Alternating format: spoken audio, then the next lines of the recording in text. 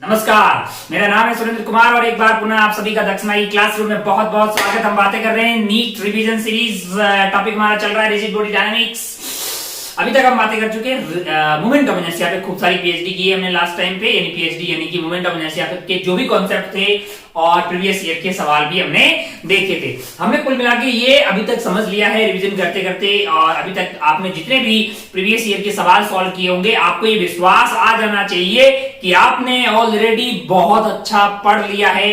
इससे ज्यादा डेप्थ में जाने की कतई जरूरत नीट के पॉइंट ऑफ व्यू से नहीं है। क्या जरूरत है? जरूरत है आपको जो आता है उसको सही से सॉल्व करने का। उसके लिए क्या करना है? आपको खूब सारी प्रैक्टिस करनी। मैं ये बात जानते हुए बार बार रिपीट करता हूं क्योंकि यही जरूरत है, वक्त की यही जरूरत है।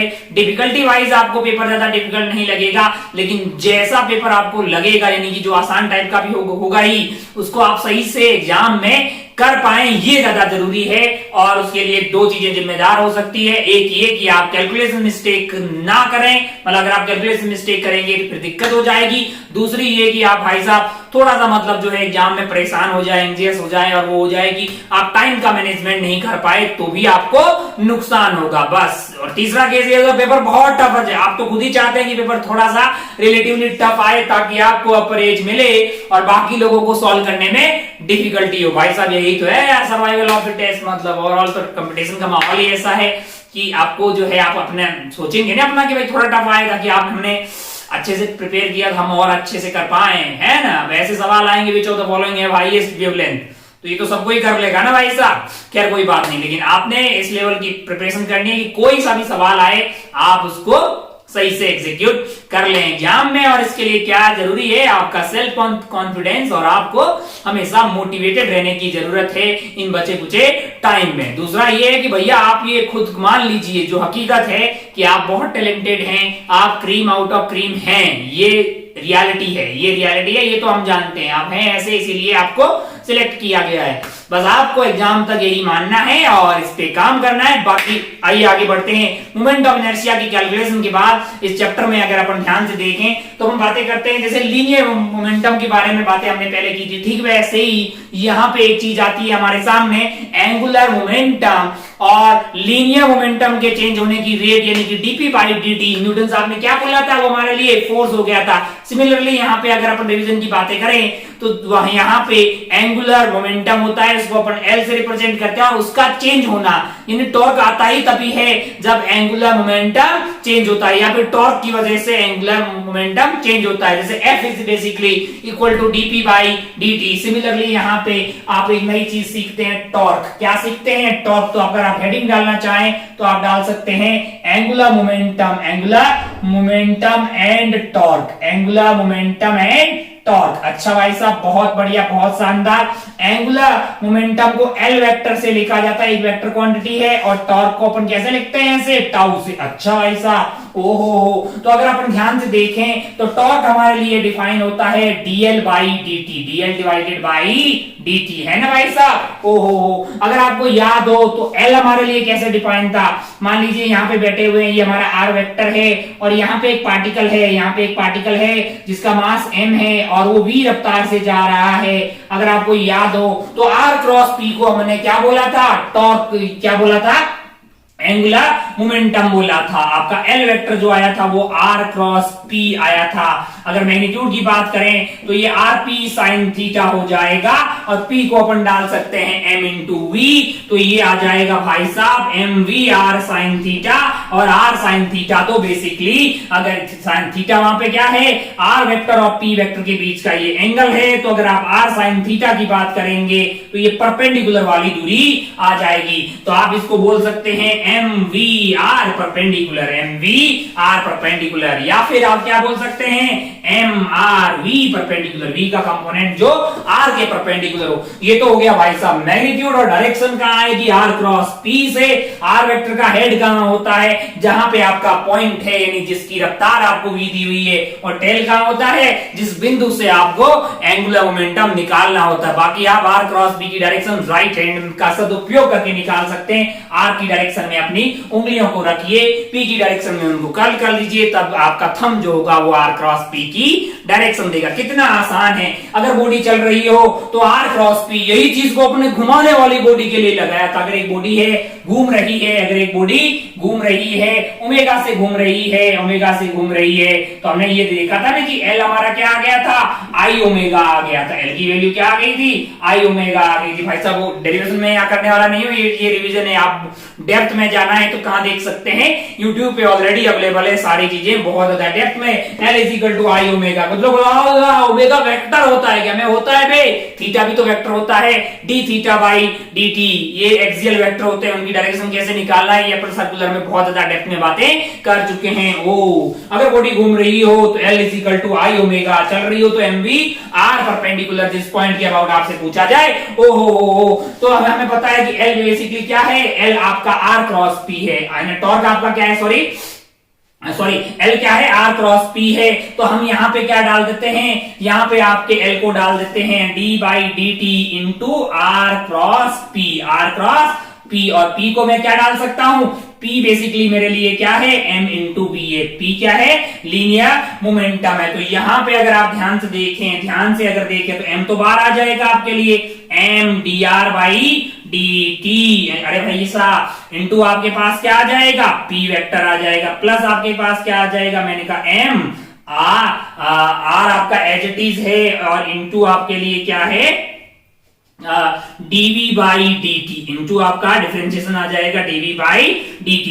तो अगर आप ध्यान से देखें तो आपका r वेक्टर कांस्टेंट है, जब r वेक्टर कांस्टेंट होगा तो dr बाई dt जीरो हो जाएगा। तो यहीं से आपके पास एक चीज आई, torque is equal to r cross m into dv by dt, m into dv by dt acceleration है, मास इंटू एक्सेलरेशन क्या बन गया है, फोर्स बन गया है। तो torque is equal to r cross f। कुछ लोग बोलो एल को r क्रॉस p क्यों डाला, आई ओमेगा काहे नहीं डाला, अबे डाल दे, एल को आई ओमेगा भी डाला जा सकता है। ओके, टॉर्क बेसिकली मेरे लिए क्या है, rate of change of angular momentum है, डी बाई डी टी, और एल की जगह क्या डाल दिया मैंने, आई ओमेगा। ओ तो भाई साहब आई तो आपका कांस्टेंट है, बाहर आ जाएगा D omega by D T, आपके लिए एंगुलर एक्सेलरेशन बन जाएगा, यानी कि torque is equal to I omega, torque is equal to I omega. अच्छा भाई साहब I alpha, sorry I torque is equal to I alpha. अच्छा एक बात ध्यान रखना, जिस एक्सिस के अबाउट टॉर्क लिख रहे हो आई भी उसी एक्सिस के अबाउट होना चाहिए। नोट करने वाली बात है, torque is equal to I alpha में जिस एक्सिस के अबाउट, एक्सिस ऑफ रोटेशन के अबाउट टॉर्क लिखा जा रहा है, आई यानी कि मोमेंट ऑफ इनर्शिया भी उसी एक्सिस के अबाउट होना चाहिए। तो torque is equal to I alpha आपने साबित किया, torque is equal to R cross F आपने साबित किया। बाकी टॉर्क की बहुत अच्छे से फील आपने कहां ली है, फील आपने जब मेन लेक्चर पढ़ा था वहां पे ली है। अगर मैं आर क्रॉस एफ के बारे में थोड़ी बातें और अच्छे से बताना चाहता हूं आपको, और ध्यान से देखें एक पॉइंट है ना, हमने बहुत पहले एक बात की थी कि फोर्स में तीन बातें होती है। एक होता है उसका मैग्नीट्यूड, मैंने कहा वेक्टर क्वांटिटी भाई साहब मैग्नीट्यूड इंपॉर्टेंट है बहुत, डायरेक्शन मैंने कहा बहुत ज्यादा, भैया आप डायरेक्शन चेंज कर दोगे तो फोर्स वहां चेंज हो जाएगा। फिर हमने बात की थी वहां पे भैया उसका पॉइंट ऑफ एप्लीकेशन, यानी किसी बॉडी पे कौन से बिंदु पे फोर्स लगेगा, ये बात भी इंपॉर्टेंट होती है। वो तो हम एनएलएम वगैरह में उसकी कोई रोल नहीं आता क्योंकि पॉइंट साइज की बॉडी लेके चलते हैं, लेकिन बाद में हमने बोला था कि आगे के चैप्टर में कहां फोर्स लगा रहे हैं ये इस बात पे डिपेंड करता है। 10 न्यूटन का फोर्स, डायरेक्शन भली वही रखिए, मैग्नीट्यूड वही रखिए, लेकिन बॉडी के कौन से बिंदु पे लगाया जा रहा है उसके हिसाब से अलग अलग कांड हुए थे। हमने बोतल पे लगा के ये सब टाइम पास पहले भी लिया था। तो यहाँ पे पॉइंट ऑफ एप्लीकेशन इंपॉर्टेंट है। मान लीजिए कि यहां से आर दूरी पे, यानी आर वेक्टर पोजीशन वेक्टर पे, यहां पे एक बॉडी पे फोर्स लग रहा है एफ, है ना। तो अगर आप ध्यान से देखें, माना कि ये बीच का एंगल थीटा है, माना कि ये बीच का एंगल क्या है, थीटा है, तो एक कंपोनेंट एफ कॉस थीटा आएगा। F cos theta R vector की लेंथ को बढ़ाने की कोशिश कर रहा है। एफ साइन थीटा इधर वाला कंपोनेंट होगा, वो आर वेक्टर को घुमाने की कोशिश कर रहा है। तो एफ का एक घुमाने वाला इफेक्ट आ रहा है, एफ का एक चलाने वाला इफेक्ट भी आ रहा है जो आर वेक्टर की लेंथ को बढ़ाने की कोशिश कर रहा है, और एफ का एक घुमाने वाला इफेक्ट भी आ रहा है जो आर वेक्टर को घुमाने की कोशिश कर रहा है। और जो एक घुमाने वाला जो घटना है, ये जो घुमाने वाली फील है, इसी को अपन प्यार से क्या बोलते हैं, टॉर्क बोलते हैं भाई साहब। यहां से टॉर्क आपके लिए आ जाता है R cross F. R cross F. F का कौन सा वाला कंपोनेंट? जो ये एफ साइन थीटा वाला कंपोनेंट है ना, तो मैग्नीट्यूड आप देख लीजिए आर एफ साइन थीटा। यानी कि अगर आप ध्यान से देखें तो आर इंटू एफ परपेंडिकुलर, कौन सा वाला? जो आर के परपेंडिकुलर। या फिर मैं ऐसा बोल दूं कि इसी आइटम को क्या लिख दूं मैं? इसी आइटम को मैं लिख दूं F into R sine theta. और आर साइन थीटा अगर आप ध्यान से देखें, आर साइन थीटा तो एफ के परपेंडिकुलर वाला दूरी है, तो क्या मैं इसको एफ इंटू आर परपेंडिकुलर भी लिख सकता हूं ना? मैंने कहा बिल्कुल लिखा जा सकता है। हो तो टॉर्क इज बेसिकली, मैग्नीट्यूड की बात करें तो फोर्स इंटू परपेंडिकुलर दूरी है ना। और दूसरा क्या है? Torque is equal to I alpha. अलग अलग माहौल के हिसाब से अपन इसको लगाएंगे भाई साहब, इसमें कोई दोहराई वाली बात नहीं है। क्या torque is equal to F into R perpendicular हमेशा होता है? क्या force is equal to M into A होता है? मैंने कहा ऐसा नहीं है। फोर्स क्या होता है? डीपी बाई डीटी होता है। ठीक वैसे ही टॉर्क क्या होता है? डीएल बाई डीटी होता है। अच्छा टॉर्क लग रहा है तो ऐसे घूमने की फील आनी चाहिए? कोई जरूरी नहीं है। टॉर्क का काम है एंगुलर मोमेंटम को चेंज करना। इसलिए हमने आपको लट्टू के घूमने वाला केस के बारे में बात की थी। एक साइकिल के पहिए के अंदर जो जायरोस्कोप बना के वो बातें की थी, तो वहां पे आपने देखा होगा कि वो एमजी के टॉर्क की वजह से नीचे की तरफ नहीं घूम रहा है, लेकिन एंगुलर मोमेंटम वेक्टर चेंज हो रहा है। तो टॉर्क का मकसद घुमाना नहीं है। क्या मकसद है? टॉर्क का मकसद है कि एंगुलर मोमेंटम चेंज हो जाए भाई साहब। क्या चेंज हो जाए? एंगुलर मोमेंटम, यानी कि एल चेंज हो जाए, यानी कि एल के चेंज होने की रेट ही बेसिकली आपके लिए क्या है? टॉर्क है भाई साहब। ओहो बहुत बढ़िया, बहुत शानदार, बहुत ही खूबसूरत, बहुत छोटी छोटी बातें हमने सीखी। अच्छा अगर आप ध्यान से देखें तो ये आर क्रॉस एफ में आपको डायरेक्शन में निकालनी है, तो आर क्रॉस एफ ले लीजिए। आर वेक्टर का हेड वहां होता है जहां पे फोर्स लग रहा होता है ना। अच्छा, और टेल कहां होता है? उस बिंदु के अबाउट होता है जिसके अबाउट उस फोर्स का टॉर्क निकालना होता है। ये बात बिल्कुल ध्यान रखें। बहुत ही लल्लू पुल्लू सवाल आते हैं नीट में। There is a force of 2ik plus 3j acting on the 2,3, find the torque of this force about 4,5। अबे तो निकाल लेंगे, है कि नहीं यार? आर वेक्टर पता कर ले, फोर्स दिया हुआ है, आर क्रॉस एफ निकालना आता है। दो वेक्टर का क्रॉस तेरे को लेना आता है, नहीं लेना आता सीख ले साले, मतलब अब तो सीख ही लेगा ना यार, अब तक सीख गए होंगे। वेक्टर का डॉट लेना है, क्रॉस लेना। अच्छा भाई सब बहुत बढ़िया, बहुत ही खूबसूरत। हो अब अगर आप ध्यान से देखें तो हमने बात की कि भैया टॉर्क है डीएल बाई डीटी। टॉर्क क्या है आपका? DL by DT. तो मैं इसी आइटम को torque DT is equal to क्या डीएल लिख सकता हूं? मैंने कहा हाँ। अगर मैं इसको इंटीग्रेट कर दूं दोनों साइड तो ये आपका बन गया है टॉर्क डीटी का integration is equal to delta L. थोड़ा सा भाई साहब सीधा समरी मतलब की पॉइंट्स बताऊंगा, क्योंकि भैया ये रिवीजन वीडियो है ना लाला। ऐसे तो फिर पूरा बताने लगूंगा तो फिर से 10-20 वीडियो बन जाएगी ना लाला। पूरा बताने का मतलब कॉन्सेप्ट पूरा है। सवाल अपन अभी प्रीवियस ईयर के सवाल उठाएंगे, टॉर्क के उठाएंगे, ये उठाएंगे वो उठाएंगे, अभी तो मेरे समझ में आएगा। लगे हाथ हम बातें करते हैं कि इसको मैं इधर लेके गया, ये ठीक वैसी बात है जैसे एफ को मैं लिखता था डीपी बाई डीटी, और फिर क्या करता था? एफ डीटी का इंटीग्रेशन बोलता था डेल्टा पी आ गया, यानी कि चेंज इन लीनियर मोमेंटम आ गया। ये आइटम को अपन ने प्यार से बोला था इंपल्स। ये आइटम को प्यार से क्या बोला था? इंपल्स बोला था। ठीक वैसा ही तो आ रहा है यार, टॉर्क डीटी का integration is equal to delta L. ये आइटम को प्यार से क्या बोलते हैं अपन? Angular impulse. क्या? Angular impulse. अच्छा भाई साहब बहुत बढ़िया, बहुत ही खूबसूरत। हो अब अगर आप ध्यान से देखें तो आपका जो एंगुलर इंपल्स है वो आ गया टॉर्क डीटी। और टॉर्क को अपन क्या लिख सकते हैं? फोर्स इंटू परपेंडिकुलर दूरी, फोर्स इंटू परपेंडिकुलर दूरी इंटू डीटी है is equal to delta L है ना का इंटीग्रेशन। तो ये परपेंडिकुलर दूरी कांस्टेंट है, इसको मैंने बाहर ले लिया तो अंदर की तरफ बन गया एफ डीटी का integration is equal to delta L है। और एफ डीटी का इंटीग्रेशन बेसिकली ये जे है, इसको मैं जे से लिख रहा हूं। जे क्या है? लीनियर इंपल्स है। जे क्या है? लीनियर इंपल्स है। अगर मैंने उसको जे से रिप्रेजेंट कर दिया तो ये जो लीनियर इंपल्स है इनटू परपेंडिकुलर दूरी इज बेसिकली डेल्टा एल है ना। कोई बहुत तगड़ी बात बताई क्या?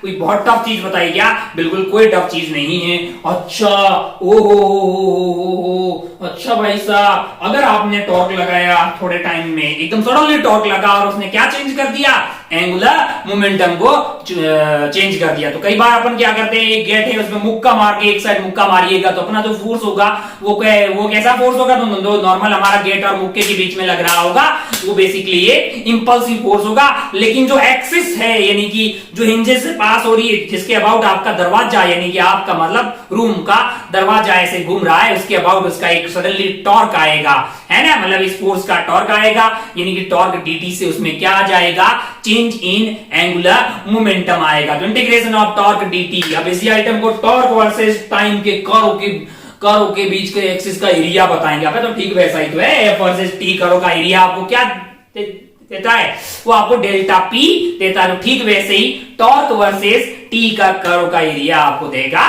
Delta L. अच्छा भाई साहब, बहुत बढ़िया, कितनी आसान बातें हैं, कोई बहुत टफ चीज है क्या, कोई टफ चीज नहीं है। अब अगर आप ध्यान से देखें, तो अपन ऐसे बातें करते थे, मतलब इक्विलिब्रियम वगैरह की बातें करते थे, अगर आपको याद हो तो, है ना। इक्विलिब्रियम से अब हम समझ गए कि भैया इक्विलिब्रियम का मतलब होता है net force zero, net torque zero.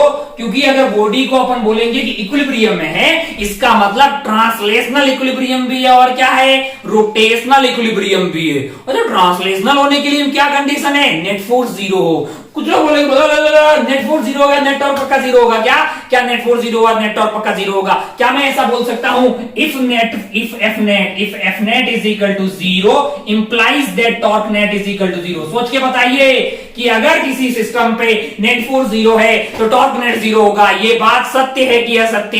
If F net is equal to zero implies that torque net is equal to zero. सोच रहे लाला, ऐसा कतई जरूरी नहीं है। ये देख रहे, जरा ध्यान से देखें, एक रॉड मैंने ले ली है, हॉरिजॉन्टल फ्रिक्शनलेस प्लेन पे इसको रख दिया है, यहां पे मैंने फोर्स लगाया F और ये वाले एंड पे अपोजिट में लगा दिया मैंने फोर्स F। अब आप जरा ध्यान से देखिए, फ्रिक्शनलेस है, हॉरिजॉन्टल प्लेन में रखा हुआ है, नेट फोर्स क्या है, जीरो है, लेकिन ये सेंटर ऑफ मास के ओर घूमेगा मस्त भैया, F इंटू एल है ना। ये वाला ऐसे घुमाने की कोशिश करेगा, ये वाला दोनों ऐसे, दोनों इसको क्लॉकवाइज सेंस में घुमाने की कोशिश करेंगे, ये मस्त घूमेगी। नेट फोर्स जीरो है, नेट टॉर्क जीरो नहीं है। तो अगर एफ नेट जीरो है तो बोल रहे कि नेट टॉर्क पक्का जीरो होगा, ये कतई जरूरी नहीं है। लेकिन हाँ, अगर यही दोनों फोर्स यहाँ पे सेंटर ऑफ मास से पास हो रहे होते तो बताइए एफ नेट जीरो है तो यहाँ पे टॉर्क नेट भी तो क्या आएगा, जीरो। तो एफ नेट जीरो है तो टॉर्क नेट जीरो पक्का जीरो होगा, ऐसा कतई जरूरी नहीं है। अच्छा, मैं उल्टा पूछूं कि अगर टॉर्क नेट जीरो है, अगर टॉर्क नेट जीरो है तो मुझे ये बताइए कि फिर तो एफ नेट पक्का जीरो होना चाहिए।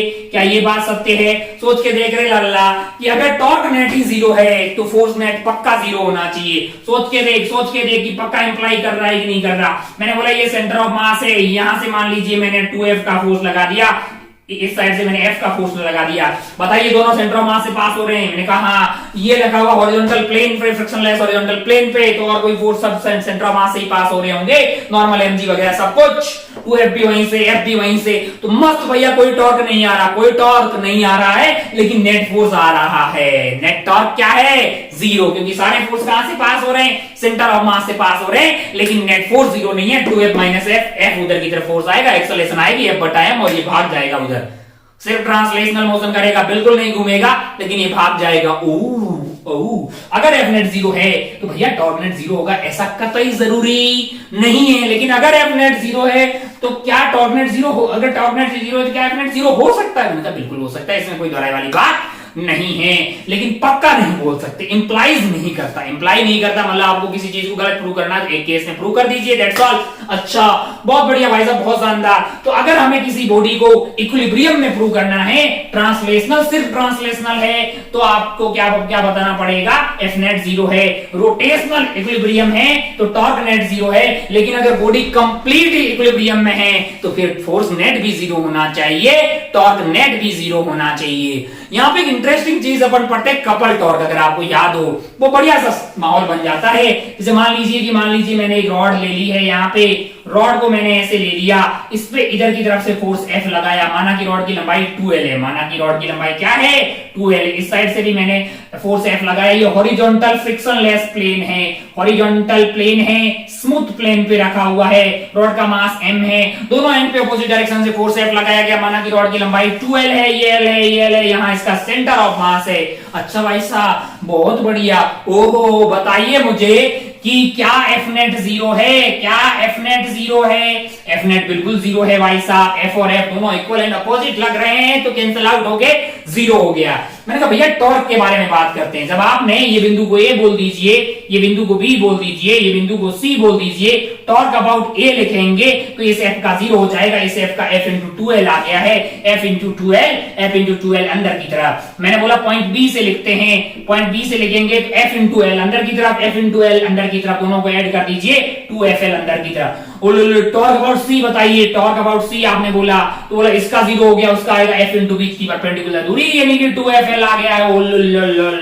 अरे ये क्या हुआ, सेम हो गया, सेम हो गया। ए के अबाउट भी सेम, बी के अबाउट भी सेम, सी के अबाउट भी सेम। एक दिन मन हुआ कि अच्छा ए बी सी तो थोड़े तूने एंड पॉइंट लिए, कोई रैंडम पॉइंट लो। मैंने एक पॉइंट डी यहाँ पे ले लिया, माना कि ये वाली दूरी x है तो ये वाली क्या हो जाएगी लाला, 2l माइनस x है। अच्छा यहाँ पे टॉर्क अबाउट डी बताइए, f का होगा f इंटू एक्स अंदर की तरफ, प्लस आपके लिए f का हो जाएगा 2l माइनस एक्स अंदर की तरफ। मैंने कहा अच्छा भाई साहब बहुत बढ़िया। अरे देखो दोनों को ऐड करके देखो, अरे ये क्या हुआ है, ये तो फिर से 2fl x अंदर की तरफ आ गया। ओ तो क्या समझें कि अगर किसी बॉडी पे नेट फोर्स क्या है, जीरो है, तो भैया दुनिया के किसी भी बिंदु से टॉर्क निकालिएगा तो टॉर्क जीरो आएगा। मैंने कहा ऐसा मत समझ भाई साहब, कंटाप पड़ेगा। तो क्या समझें कि किसी भी पॉइंट से भैया torque net zero, F net zero तो टॉर्क नेट जीरो, ऐसा नहीं है। लेकिन अगर एफ नेट जीरो है तो आप किसी भी बिंदु के अबाउट टॉर्क निकाल दीजिए, वो कांस्टेंट आएगा। वो क्या आएगा, कांस्टेंट आएगा। एक महत्वपूर्ण, और जो ये जो कांस्टेंट जो टॉर्क आता है उसी को प्यार से क्या बोलते हैं, कपल टॉर्क बोलते हैं। क्या बोलते हैं, कपल टॉर्क, कपल टॉर्क। अच्छा बहुत बढ़िया भाई साहब। एक महत्वपूर्ण रिश्ता हमने ये सीखा, यहाँ पे आपने नोट बना के पहले भी क्लास में लिखा होगा कि भाई साहब अगर किसी बॉडी पे नेट फोर्स क्या है, जीरो है, तो वहां पे नेट टॉर्क जो है वो कांस्टेंट आता है। वो जीरो है ऐसा कतई जरूरी नहीं है। आप दुनिया के किसी भी बिंदु के अबाउट उस बॉडी का टॉर्क निकालेंगे तो वो कांस्टेंट वैल्यू आएगी। मैंने कहा अच्छा भाई साहब बहुत बढ़िया। अगर मुझे किसी बॉडी को इक्विलिब्रियम में साबित करना है तो मुझे क्या करना पड़ेगा? मैंने कहा अगर इक्विलिब्रियम में साबित करना है, पहले तो मुझे बताओ एफ नेट जीरो है, इससे साबित हो गया भाई साहब कि क्या है, ट्रांसलेशनल इक्विलिब्रियम है। फिर मैंने कहा टॉर्क निकाल दो आप दुनिया का किसी भी पॉइंट से, जिसमें आपकी सहूलियत हो उस पॉइंट से निकालो, क्योंकि आप किसी भी पॉइंट से नहीं निकालोगे टॉर्क हमेशा सेम आएगा। और माना कि किसी सहूलियत वाले बिंदु से आपने टॉर्क निकाला और उसकी वैल्यू क्या आ गई है, उसकी वैल्यू जीरो आ गई, उसकी वैल्यू कांस्टेंट आएगी। लेकिन अगर उसकी वैल्यू सौभाग्य से जीरो आ गई है, इसका मतलब भाई साहब बॉडी किसमें है, इक्विलिब्रियम में। इसका मतलब क्या है, बॉडी इक्विलिब्रियम में है, यहाँ पे कंप्लीट इक्विलिब्रियम है, ट्रांसलेशनल प्लस रोटेशनल इक्विलिब्रियम। मैंने कहा अच्छा भाई साहब बहुत बढ़िया, बहुत ही खूबसूरत। हो अब अगर आप ध्यान से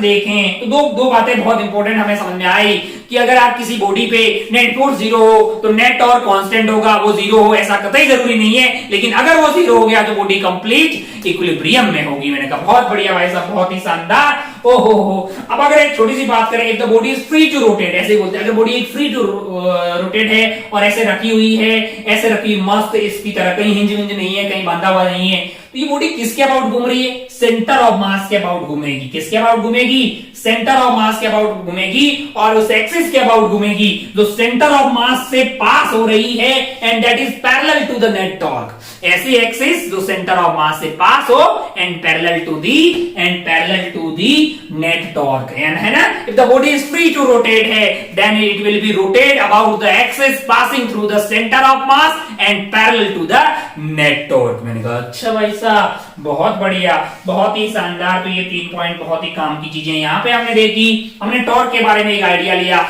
हमने एंगुलर मोमेंटम के बारे में आइडिया लिया। अब जरा ध्यान से देखिए, मान लीजिए कि ट्रांसलेशनल इक्विलिब्रियम है, तो इसका मतलब क्या है कि भैया फोर्स जीरो है। अगर फोर्स जीरो है तो dp बाई dt जीरो है। इसका मतलब क्या है, p कांस्टेंट है। इसका मतलब उस डायरेक्शन में pi is equal to p final है। इसका मतलब लीनियर मोमेंटम कंजर्वेशन है। फिर खूब हमने सवाल किए थे। ठीक है सही, मान लो कि टॉर्क जीरो है, मान लो कि आपके पास क्या है, टॉर्क आपके पास जीरो है। अगर टॉर्क जीरो है तो इसका मतलब क्या है, L कांस्टेंट है। L क्या है, कांस्टेंट है। L अगर कांस्टेंट है मतलब एंगुलर मोमेंटम कंजर्व है। इसको प्यार से क्या बोला जाएगा, एंगुलर मोमेंटम कंजर्वेशन। जैसे अगर मैग्नीट्यूड की बात करें तो एल आपका क्या होता है, आई ओमेगा होता है, आई ओमेगा होता है, एमवीआर परपेंडिकुलर होता है। तो अगर आप बॉडी को घूम रही हो, सिर्फ घूम रही हो, तो आपका एल कांस्टेंट है, मतलब क्या है, ये वैल्यू कांस्टेंट हो जाएगी L1 omega 1 is equal to L2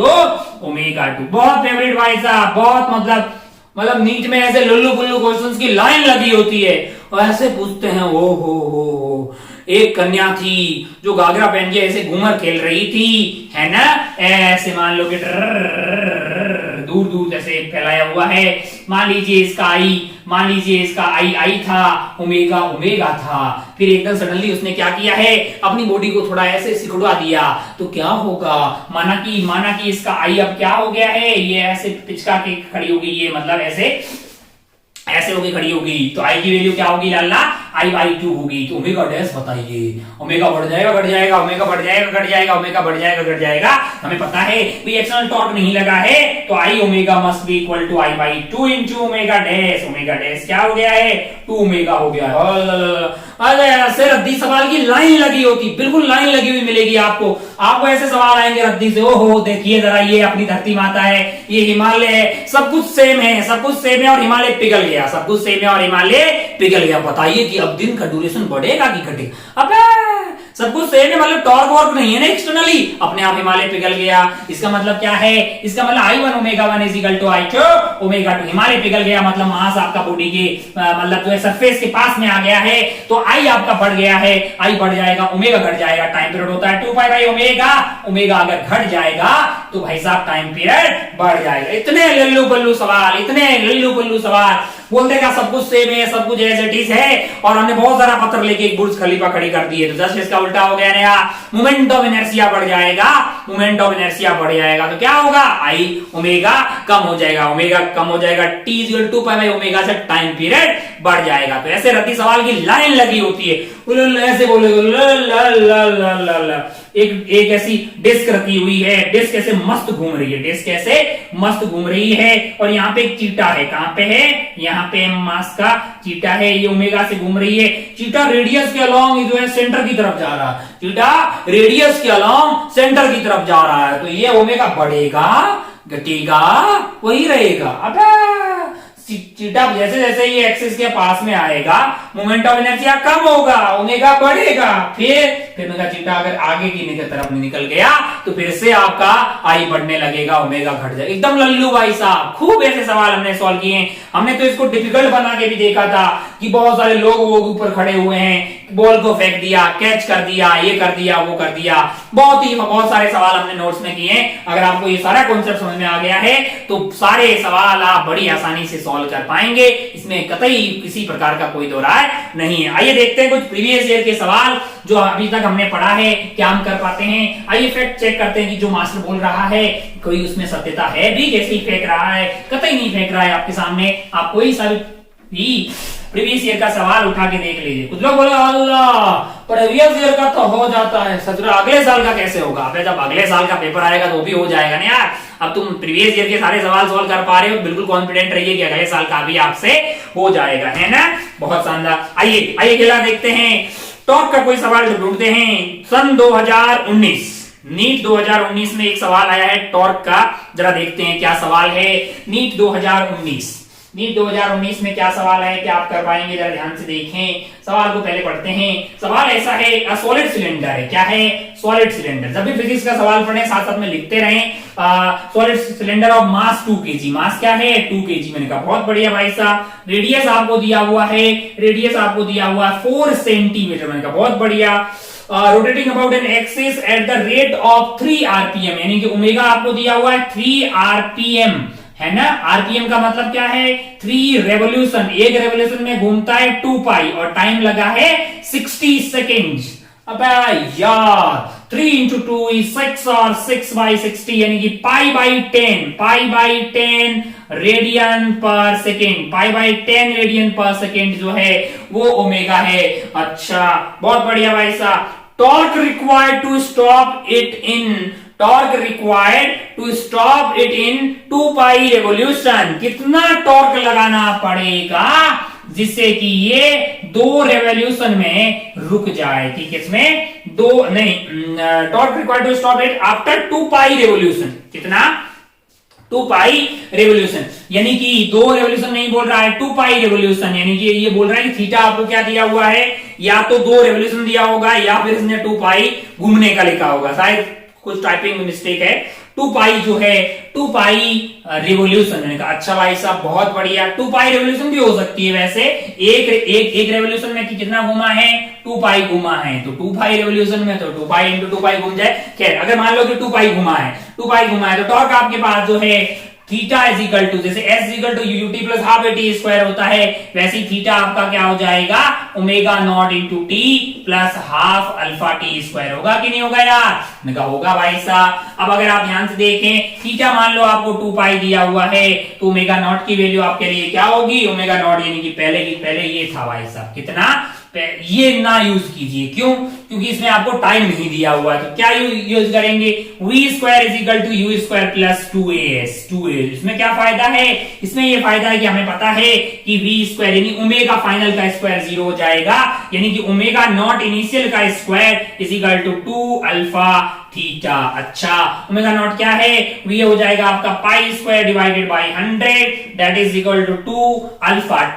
alpha आपको पता करना है, क्योंकि टॉर्क आपका हो जाएगा आई अल्फा। आई की वैल्यू क्या है? सॉलिड सिलेंडर है तो M R square by 2 into alpha. काश अल्फा मिल जाए, एम दिया हुआ है, आर दिया हुआ है, अल्फा हमें चाहिए। थीटा की वैल्यू अगर 2 पाई ले लें अपन, थीटा की वैल्यू अगर अपन 2 पाई ले लें, मैंने कहा बहुत बढ़िया भाई साहब, बहुत शानदार। लेकिन यहाँ पे 2 पाई रेवोल्यूशन बोल रहा है, एक रेवोल्यूशन में चलता कितना है? 2 पाई है। मान लो कि 2 पाई रेवोल्यूशन ठीक लिखा है, कोई टाइपिंग मिस्टेक नहीं है, तो एक रेवोल्यूशन में चलता है 2 पाई।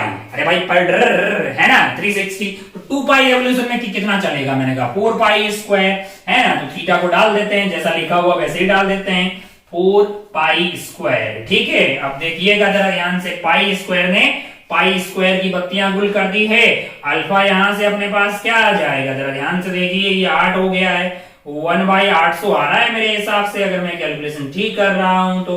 रेडियन पर सेकेंड स्क्वायर है। अब यहाँ पे डाल दीजिए, टॉर्क आपको चाहिए ना लाला, एम की वैल्यू क्या है? मास आपको 2 kg दिया हुआ है, रेडियस आपको क्या दिया हुआ लाला? 4 सेंटीमीटर है, 4 सेंटीमीटर है, यानी कि 16 डिवाइडेड बाई 100 इंटू 100 है भाई साहब, मीटर में डाल देना है, डिवाइडेड बाई 2 आएगा, इंटू आपके पास अल्फा आ जाएगा। अल्फा खुद ही क्या है? अल्फा आपके पास है 1/800, 1/800। अब कैलकुलेशन करके देख लीजिए यार, इसमें है आपको न्यूटन वगैरह में ऐसे आंसर दिया हुआ है, तो अपन क्या करते हैं? 2 4 6, यानी कि तो 2 इंटू 8 से ये जो है 16 काट देते हैं, तो ये कार्यक्रम बन गया 2 डिवाइडेड बाई 10 की पावर 6, यानी कि 2 इंटू 10 की पावर -6 का कार्यक्रम हमारे पास बनता हुआ दिखाई दे रहा है। बिल्कुल 2 इंटू 10 की पावर -6 न्यूटन मीटर आपको ऑप्शन बी में दिखाई देगा। इसको टिक करके आप आगे बढ़ सकते। 2 इंटू 10 की power -6 newton metre, force into length होता है तो न्यूटन इंटू मीटर आपका टॉर्क हो गया। बहुत बढ़िया भाई साहब, कर लेंगे ना, क्या है कुछ भी नहीं है। अरे ओमेगा कई बार रेडियन पर सेकंड की बजाय आरपीएम में दिया हो तो कर लेंगे क्या? रेवोल्यूशन पर मिनट, आरपीएस होता तो डिवाइड बाय 1 सेकंड करते, रेवोल्यूशन पर सेकंड। तो यहां पे सवाल बोल रहा था 2 पाई रेवोल्यूशन, यानी कि एक रेवोल्यूशन में भैया 2 पाई घूमते हो, तो 2 पाई रेवोल्यूशन में आप 4 पाई स्क्वायर घूम जाओगे। अब लल्लू है, लल्लू आगे बढ़। और देख ले रहा, कोई दिखाई दे रहा कहीं पर टॉर्क का सवाल और कहीं दिखाई दे रहा है। नीट 2018 में फिर से एक टॉर्क का सवाल दिखाई दे रहा है, जरा ध्यान से देखिए। ये था 2019, 2018 जो है 2018 का सवाल देखते हैं क्या है नीट 2018 का सवाल।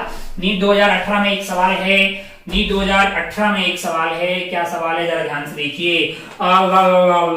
नीट 2018, हाँ, the moment of the force, moment of mass आपके लिए इनर्शिया हो गया था, मोमेंट ऑफ द फोर्स आपके के लिए क्या है? टॉर्क है। फोर्स आपको सवाल में दिया हुआ है, फोर्स आपको सवाल में दिया हुआ है 4i cap plus 5j cap 6k cap. मैंने कहा बहुत बढ़िया भाई साहब। Moment of the force at 2,0, मतलब लगा कहां रहा है फोर्स? एट 2,0, -3। कहां पूछ रहा है? अबाउट, यानी कि किस पॉइंट की अबाउट पूछ रहा है आपसे? आपसे पूछ रहा है 2, -2, अबे देख कितना घोंचू सवाल है यार। समझदार आदमी को ये पता है कि आर क्रॉस एफ होता है, टॉर्क क्या होता है, आर क्रॉस एफ होता है, टॉर्क होता है आर क्रॉस एफ। अब टेक्निकलिटीज क्या है कि एफ वेक्टर का हेड वहां होता है जहां फोर्स लग रहा होता है, यानी यहां हेड है और यहां टेल है, ये आर वेक्टर है। तो पता कर लेते हैं। तो आर वेक्टर में मेरे लिए क्या हो जाएगा, 2 - 2 यानी कि 0 आई कैप। अच्छा 0 -2 यानी कि प्लस का 2 जे कैप। ये क्या है भाई साहब, ये है आपके लिए -3 -2 यानी कि माइनस ऑफ के कैप है। अब मुझे टॉर्क निकालना है जो कि आर क्रॉस एफ होता है, जो कि मुझे निकालना आता है I J K plus minus plus R cross F है। आर पहले आ जाएगा 0,2 0 2 -1, टॉर्क फोर्स है 4 5 -6। आइए देखें जरा, I इंटू 6 यानी कि -12 है, -12 और ये -5, लेकिन माइनस और -5 +5 हो जाएगा। माइनस ऑफ जे कैप, ये हो गया आपका 0 माइनस ऑफ -4 यानी कि 4 हो जाएगा, प्लस के कैप में क्या होगा लल्ला 0 और ये है माइनस ऑफ 8 आ जाएगा। तो ये आपके लिए आ रहा है -7 आई कैप -4 जे कैप -8 के कैप, -7 आई कैप -4 जे कैप -8 के कैप। ये ऑप्शन डी में दिखाई दे रहा है। ये था सवाल नीट 2018 का। कुल मिला के मास्टर आपको बोल रहा है कि आप कॉन्फिडेंट रहिए, ये बहुत आसान चीजें हैं, आपको कतई परेशान होने की जरूरत नहीं है, बस आपकी कैलकुलेशन स्पीड अच्छी होनी चाहिए। वो कैसे होगी, मैंने कहा आप जब भी सॉल्व करें, आप जब भी बुकलेट सॉल्व करें या कुछ भी सॉल्व करें, टाइमर लगा के सॉल्व करें भाई साहब। अब अगर आपके सामने 30 क्वेश्चंस हैं तो 30 मिनट में कंप्लीट करने की कोशिश करें। पीछे एक सवाल करके फिर कॉपी देख के फिर पीछे आंसर देख के, ये सब फैसिलिटी एग्जाम में नहीं होती है। आपको डायरेक्ट जो है सीधा आपको क्या करना है, नंबर ऑफ क्वेश्चंस और नंबर ऑफ मिनट काउंट कर लें, उसके आंसर लिखते जाएं और फिर एक साथ आंसर की में जाके देखें। इससे क्या होगा, आपको थोड़ा एग्जाम टाइप की फील आएगी और आप कोशिश करेंगे कि मेरे पास टाइम इनफाइनाइट नहीं है, लिमिटेड टाइम है, उसी में मुझे सॉल्व करना है, ताकि आप जो है सही से कैलकुलेशन करेंगे, है ना, टाइम मैनेजमेंट आपका अच्छा होगा। बिल्कुल आगे बढ़ते हैं। सवाल नीट 2017 में देखिए जरा, कुल मिला के मास्टर आपको बता रहे हैं कि सब बहुत ही लल्लू है भैया। नीट 2017 में क्या सवाल है, a rope is wound around a hollow cylinder. अच्छा एक हॉलो सिलेंडर है, मैंने कहा बहुत बढ़िया। इसके अलावा क्या कर रखा, धागा लपेट रखा है।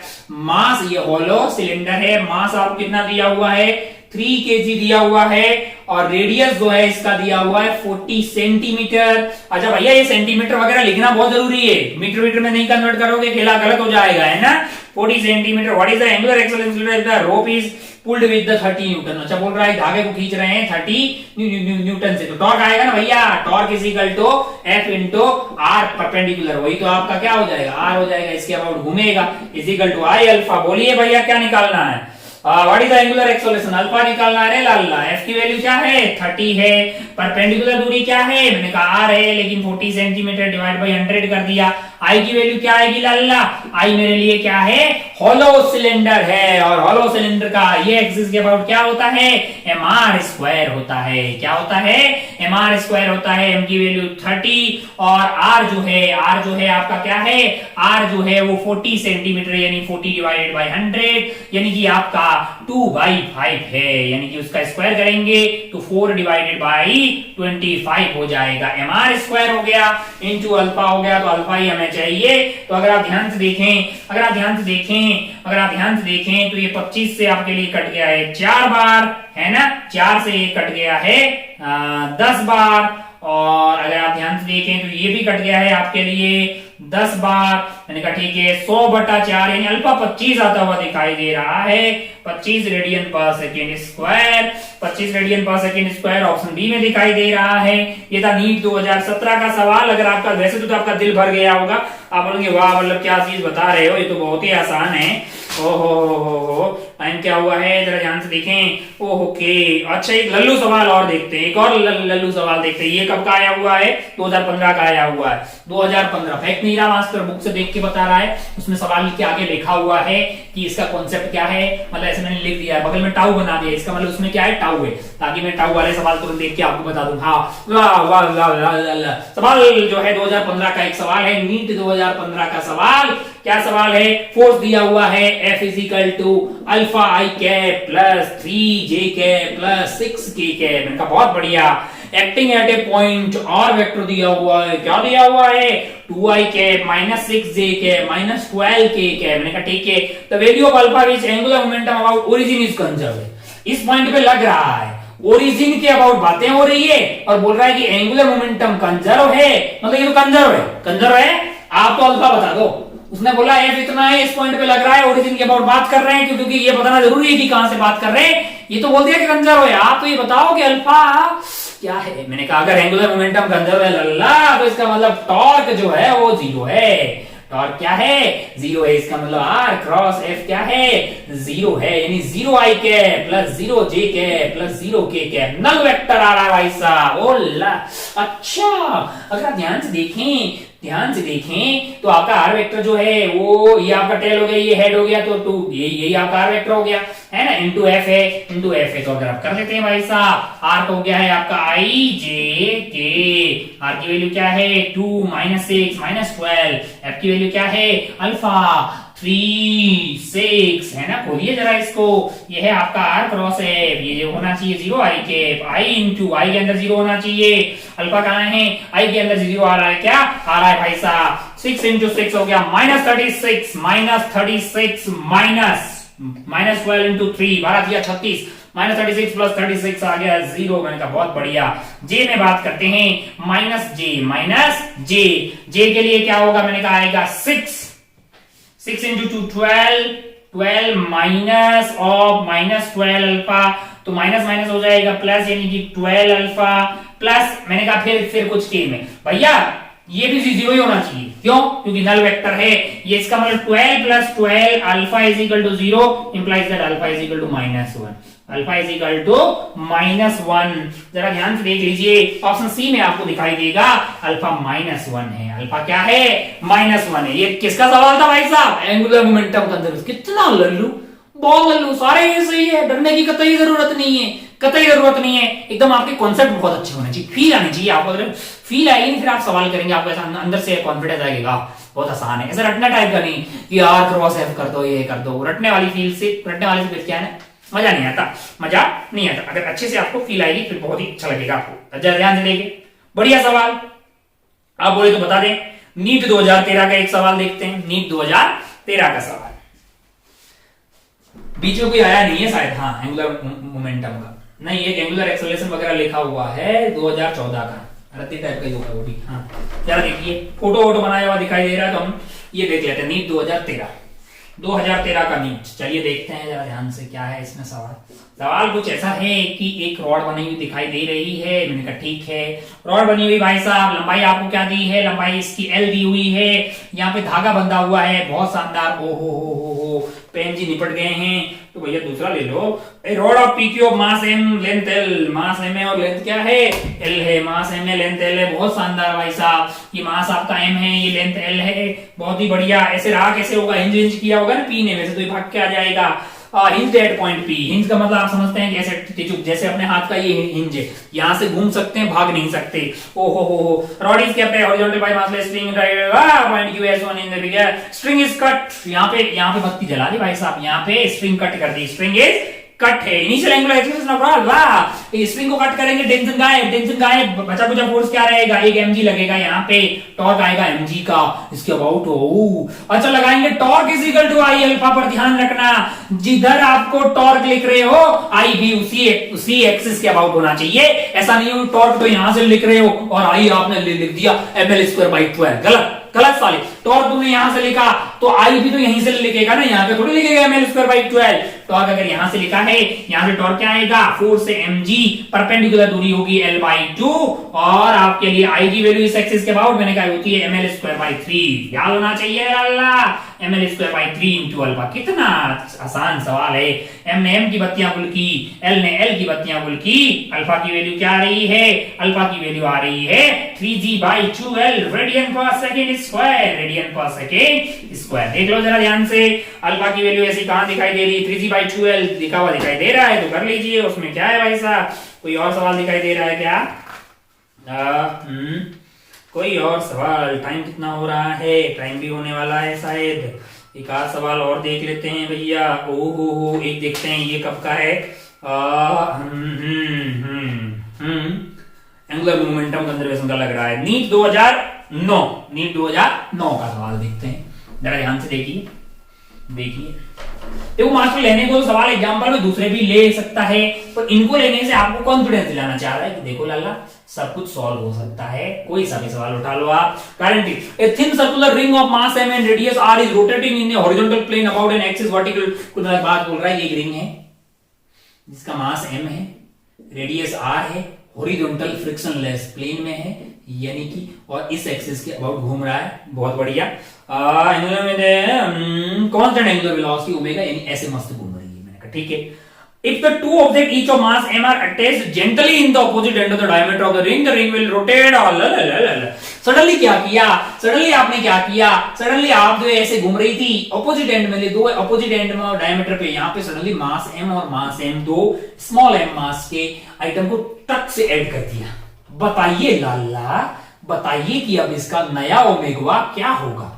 अबे इनको आपने सडनली लग दिया, सिस्टम पे कोई एक्सटर्नल टॉर्क हिंज के अबाउट नहीं आएगा, हिंज पे तो फोर्स लग रहा है, बाकी है ना, बाकी सिस्टम पे नेट टॉर्क आने वाला नहीं है। अगर नेट टॉर्क नहीं है तो कुल मिला के बात यह है कि I1 omega 1 equal to I2 omega 2, क्योंकि एंगुलर मोमेंटम कंजर्व रहेगा सिस्टम का।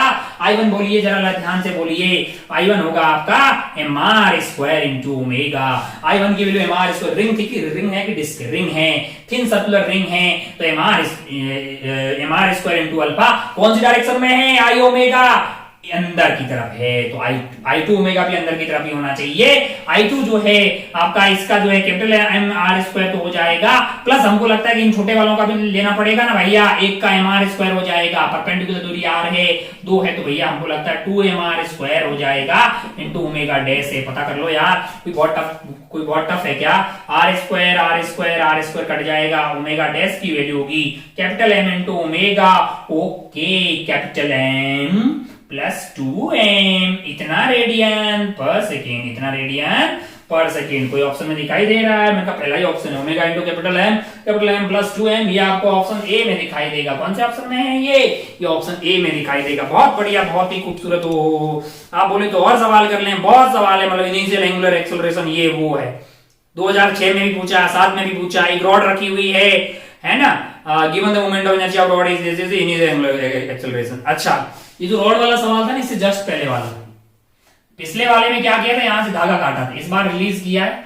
और 2006 में भी पूछा, 2007 में भी पूछा, initial angular acceleration torque is equal to I alpha, वही 2g है ना, अभी थोड़ी देर पहले 3g/2l अल्फा, जो रॉड वाला सवाल था 2000 कोई सा भी, कौन सा 2013 वाला था, वो पहले 2006 में भी आया, 7 में भी आया, है ना। 2013 में क्या किया पता है, 2006-7 में रिलीज किया था, 2013 में यहाँ पे धागा बांधा, फिर बोला धागा काट दिया। देख रहे, बहुत टफ ना, प्राण निकल जाएंगे ना। जिस आदमी की कॉन्सेप्ट क्लियर हो तो टक से कर लेगा यार, है ना। जिस आदमी को कॉन्सेप्ट नहीं क्लियर, पिछली वाले में जैसे छोड़ दिया था, इस बार धागा कट रहा है, पता नहीं क्या होगा, क्या होगा, कुछ नहीं होगा, फोर्स गायब है, mg लगेगा अकेला, mg का टॉर्क आएगा, बाकी इंच का फोर्स है, लेकिन इंच के अबाउट बातें करेंगे, इंच का टॉर्क 0 होगा, इंच के अबाउट ही करेंगे क्योंकि उसके अबाउट घूम रहा है। बहुत आसान है, सब बहुत आसान है भैया। हमको लगता है अपन टॉर्क ऐसे मतलब सवालों की बात करें तो खूब सवाल प्रीवियस ईयर में कहीं ना कहीं आपको दिखाई देंगे। आगे नहीं जाते हैं, हमको लगता है कि भाई वक्त हो गया है, तो नेक्स्ट टाइम अपन बातें करते हैं आगे की कौन सी बातें, एंगुलर इंपल्स हो गया, ये हो गया, थोड़ा सा टॉर्क का वर्क डन की बातें करते हैं और फिर शुरू करते हैं अपन सीटीआर यानी कि रोलिंग जो है, पहले रोलिंग पढ़ेंगे हॉरिजॉन्टल सरफेस पे, फिर आपकी फेवरेट यानी हम सबकी फेवरेट यानी कि नीट की favourite rolling on inclined plane, ये आइटम वो आइटम कौन पहले आएगा, किसकी काइनेटिक एनर्जी का रेशियो बताओ, ये बताओ, तो वो सब बातें करते हैं। फिर लास्ट में हम बातें करेंगे थोड़ी सी टॉपलिंग की और इंस्टेंटेनियस एक्सिस ऑफ रोटेशन की, उसके साथ ही रोटेशनल डायनामिक्स का ये खेला खत्म हो जाएगा, अपन बढ़ जाएंगे एंगेजमेंट गैलेक्टिक्स पे। दैट्स ऑल, जय हिंद जय भारत, टेक केयर, बाय।